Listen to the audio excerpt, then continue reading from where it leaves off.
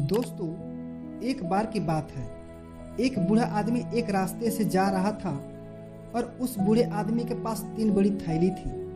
वह तीनों थैली बहुत ज्यादा भारी थी, इसलिए वह बूढ़ा आदमी एक लड़के को रोका और रोककर उनसे मदद मांगी और उनसे कहा कि बेटे, मेरे पास यह 3 बहुत बड़ी थैली है, क्या तुम इनमें से एक थैली पकड़कर मुझे आगे तक छोड़ दोगे?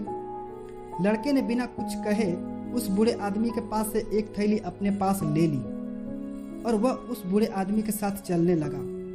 थोड़ी दूर चलने के बाद बूढ़े आदमी ने उस लड़के से कहा कि बेटा, क्या तुम मेरे पास से और एक थैली ले लोगे?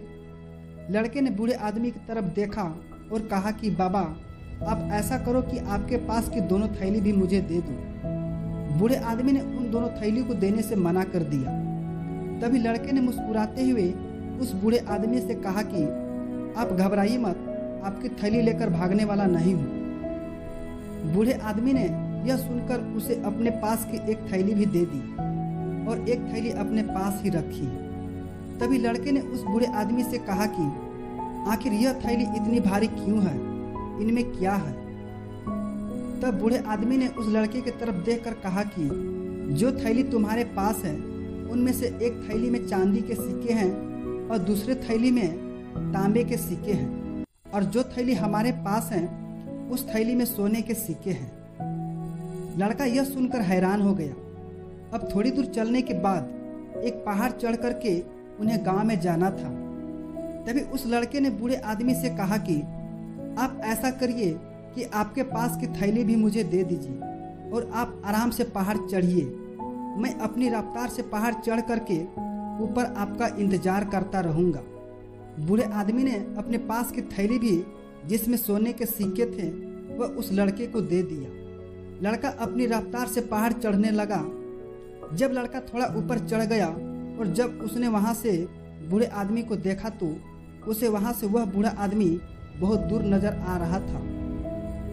तभी उस लड़के की नीयत बदल गई और वह लड़का उन तीनों थैलियों को वहां से लेकर भाग गया। जब वह लड़का अपने घर पहुंचा और उन तीनों थैलियों को खोल करके देखा, उसने देखा कि उन तीनों थैलियों में पत्थर भरे हुए थे। उसमें से लड़के को एक चिट्ठी मिली जिस पर लिखा हुआ था कि अगर तुम इन थैलियों को लेकर नहीं भागते तो मैं तुम्हें अपने महल का खास आदमी बना देता। असल में मैं एक राजा हूँ जो महल के लिए खास आदमी की तलाश कर रहा था। पहले तो मुझे तुम पर बहुत भरोसा हो गया था, लेकिन एंड वक्त में तुम्हारा नियत बदल गई और तुमने एक खास मौके को गवा दिया। दोस्तों, कहते हैं कि अगर आपकी नियत साफ है तो आपको काम और कामयाबी के लिए परेशान होने की जरूरत नहीं है, क्योंकि आप अभी भी एक कामयाब इंसान हैं। बस आपको सब्र करना है, कामयाबी खुद आपके पास आने का मौका तलाश करेगी। तो अगर आप इस कहानी को और भी लोगों तक पहुंचाना चाहते हैं तो इस वीडियो को लाइक करिए ताकि YouTube इस वीडियो को ज़्यादा से ज़्यादा लोगों तक पहुंचा सके। और अगर कहानी अच्छी लगी है तो हमारे चैनल को सब्सक्राइब जरूर करें। फिर मिलता हूं नेक्स्ट वीडियो में इसी तरह की नई कहानी के साथ। तब तक के लिए शुक्र करो, सब्र करो और ज़िंदगी में आगे बढ़ो। धन्यवाद।